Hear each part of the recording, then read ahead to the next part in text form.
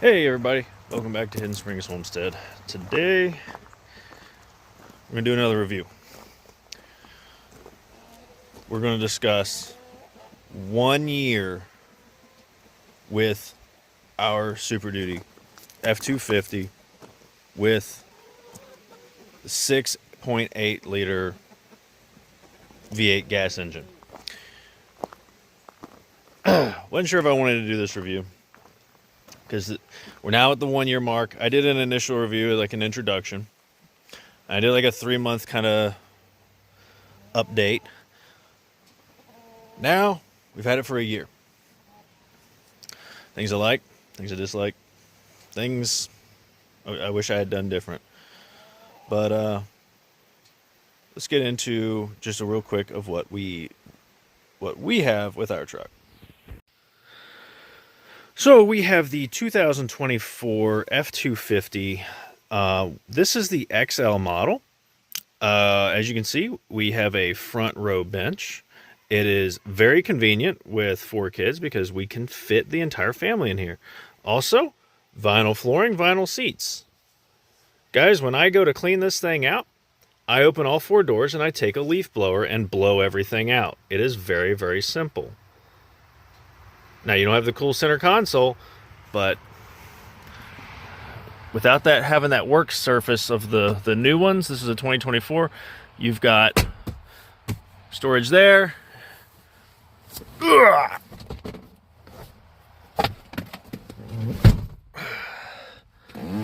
Storage in there as well.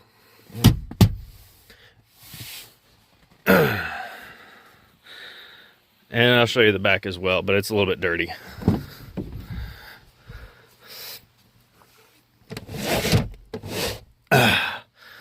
Cup holders there. There is no vents there. That is a downfall with the XL and not having that center console is you don't have the vents for air coming back here.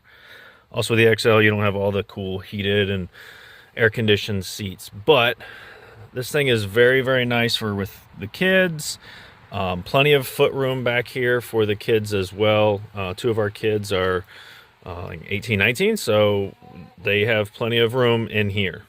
This has been a good interior option for us. I would not change this at all. Oh, one thing it is awesome up in here in the front, guys, with kids,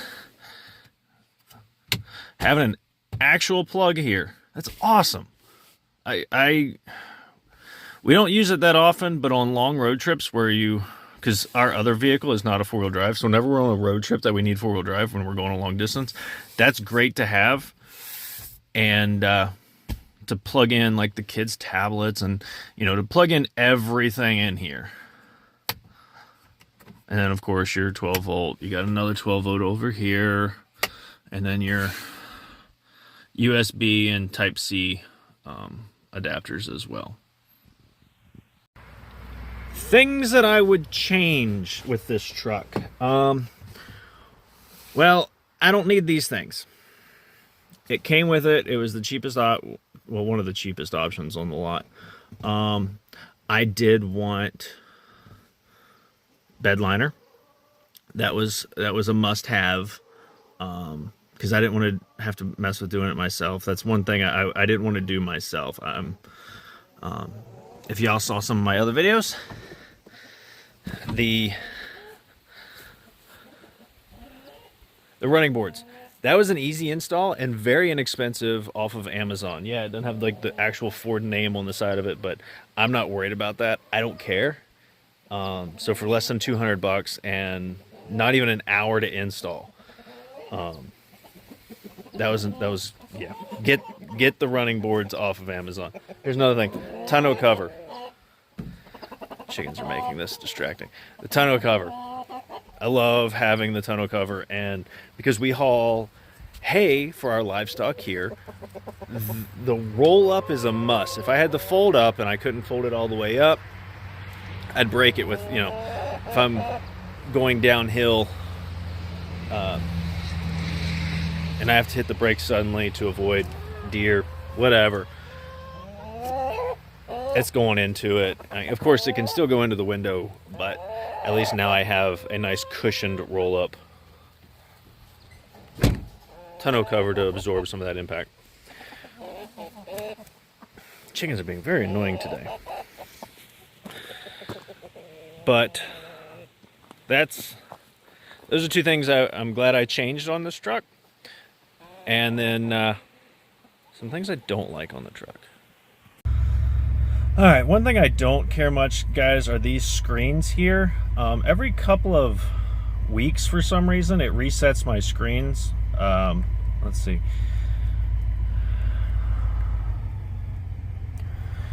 Don't worry about that. That's not actually an accurate gas mileage because we've been just going over the mountain 2 times. So let's see. That's more accurate, but that's since my last oil change. I just got an oil change 437 miles ago. But this is my lifetime. This includes 2 trips down and back to North Carolina, the North Carolina shore, where we were pulling a 16-foot box trailer. We did a couple of videos on that. We averaged about 12 miles a gallon down and back. So that really hurt us for our lifetime average. We are only at 31,599 miles.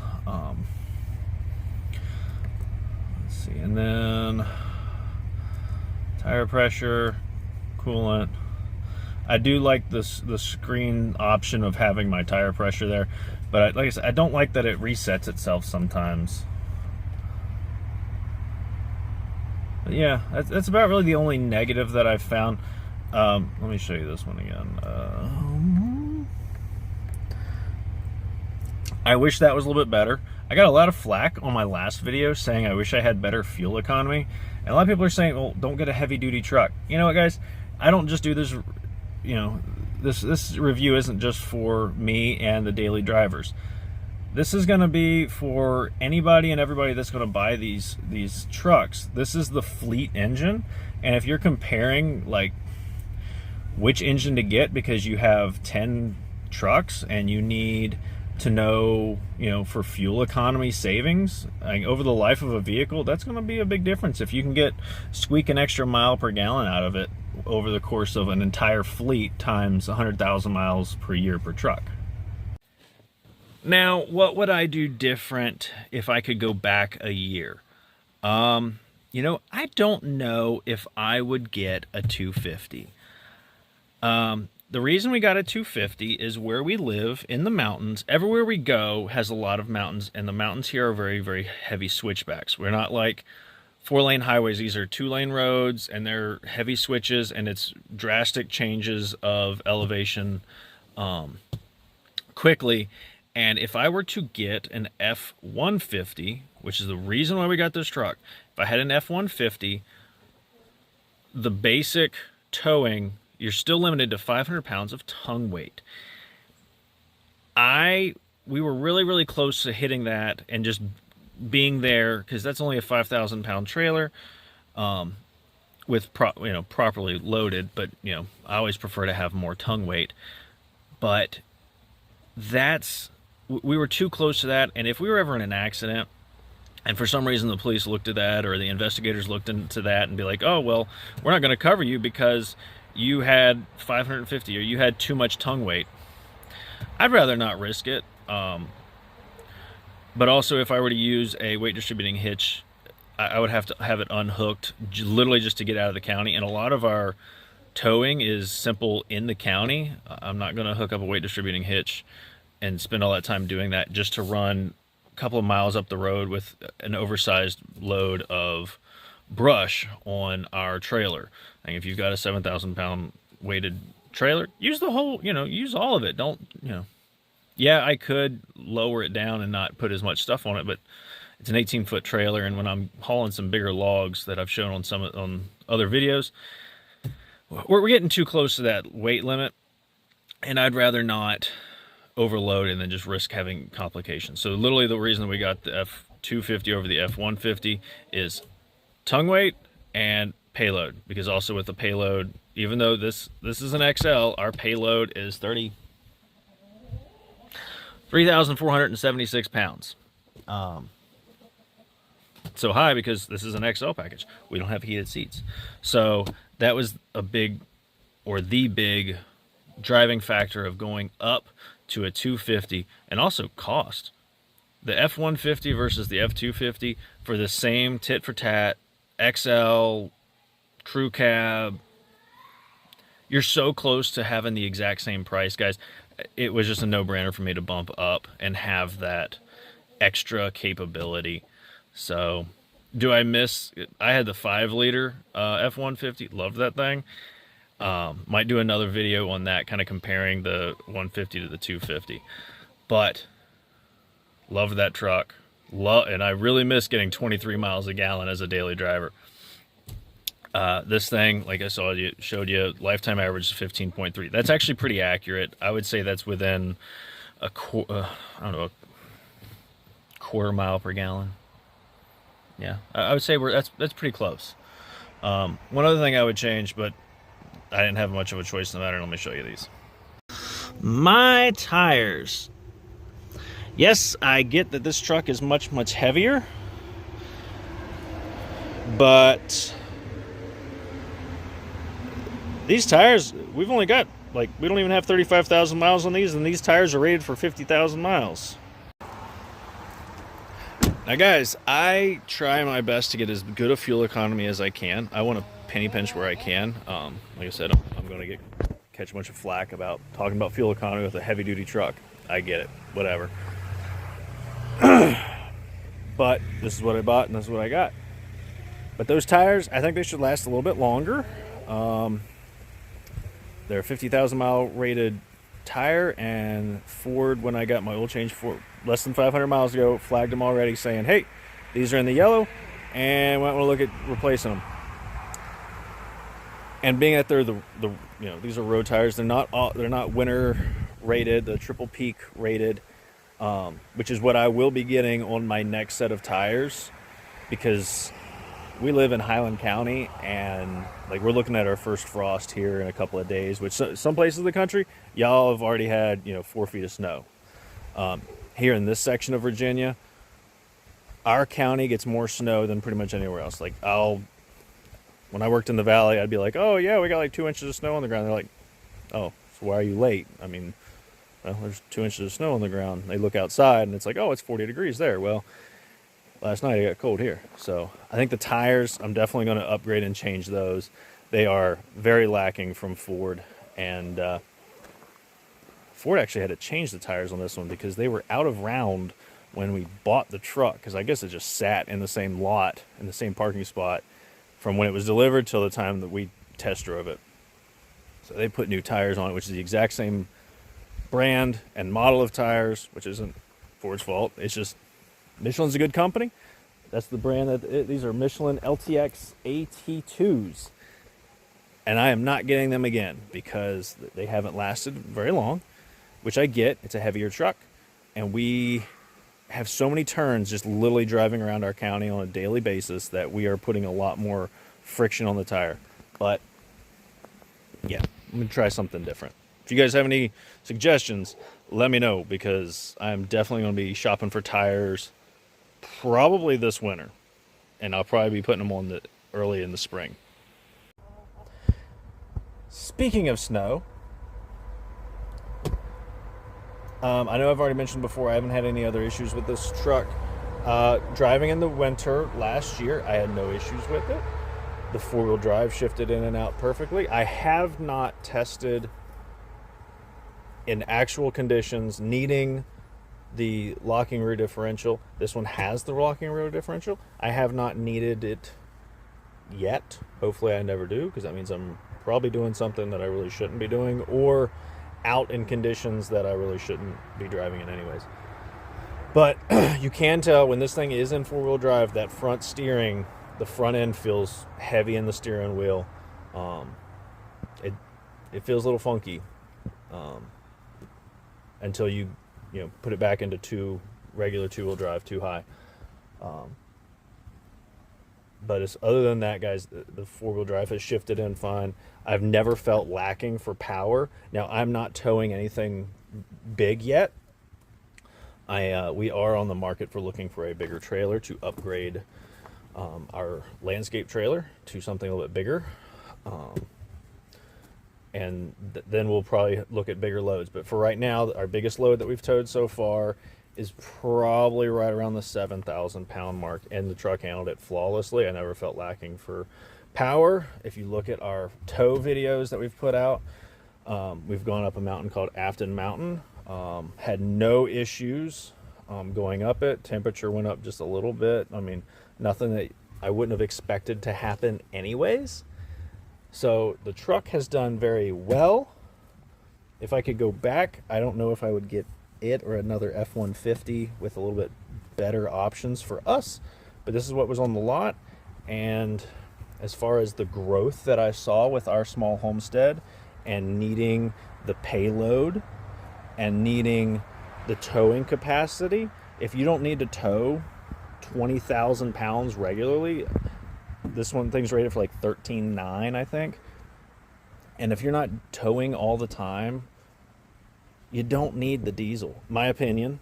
And I've seen a lot of other YouTubers say the same thing. You don't need the diesel if you're not towing all the time and you're not towing those weights.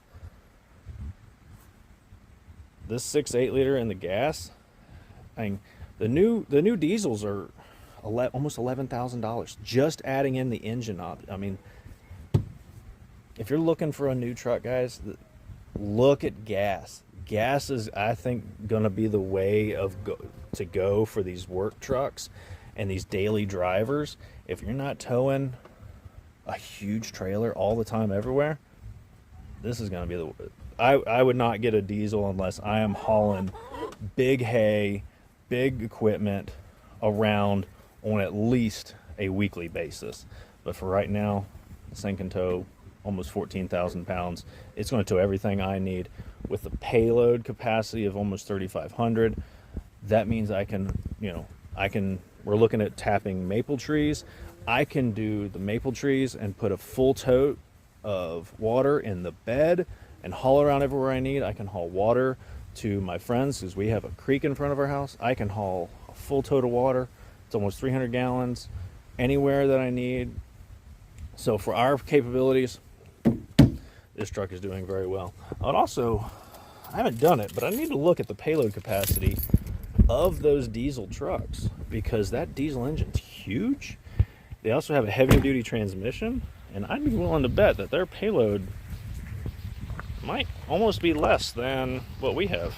I need to look into that. Yeah, but I like our truck. It does very well for us. Like I said, I am looking to upgrade a trailer because I want a trailer that I can at least tow vehicles on, something a little bit better. Our trailer is a 7,000 pound rated trailer. I don't want to try and haul a car on that, especially a bigger car. Little Honda Civic I wouldn't mind. But I've had a couple instances where people have called me and been like, hey, my car's not doing so hot. Or Courtney gets a flat tire out in the valley at 8:30 at night, and I'm just like, I don't want to have to go and then her get tired driving home, because that happened, and it was like 11 o'clock us getting home. So, the truck, love it. Would do it again. Kind of 50-50 on whether an F150 or an F250, but love this truck. It's done us well. A little over 30,000 miles in a year. This is the 1 year kind of overview. I'm not showing everything because there's other videos on that, and it's been a good truck. That's going to do it for this one, guys. Nope, chicken running around pecking the bugs off the front of the truck. That's going to do it for this one, guys. I thank you for joining me again. I welcome your comments. If I said something that's really screwed up and I need to fix it, let me know. I will 100% do that. Got chicken feathers all over the place. It's molting season, and they're all molting, spreading feathers all over the place.